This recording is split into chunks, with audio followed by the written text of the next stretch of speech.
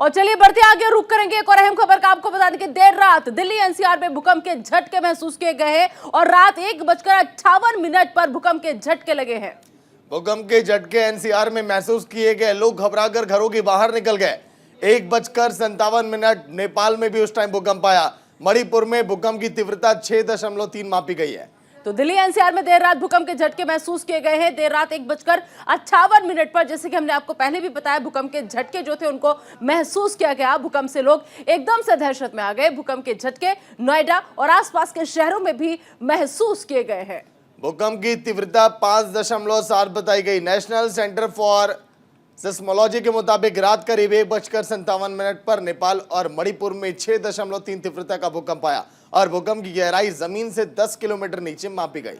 इससे पहले आपको याद होगा कि मंगलवार को भी राजधानी लखनऊ समेत उत्तर प्रदेश के कई जिलों में रात 8:52 पर भूकंप के झटके महसूस किए गए थे, जिसकी तीव्रता रिक्टर पैमाने पर 4.9 दर्ज की गई थी।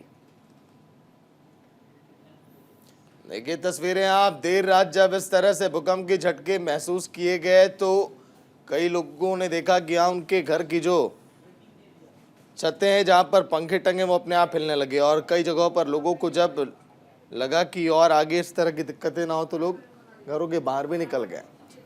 तो दरअसल ये जो तस्वीर आप अपनी टीवी स्क्रीन पर देख रहे हैं, इनको देखकर के आप अंदाजा लगा सकते हैं कि भूकंप के झटकों को किस तरीके से महसूस किया गया। और ऐसे में जब ये दिल्ली एनसीआर में भूकंप के झटके महसूस किए गए तो एकदम से हड़कंप मच गया था।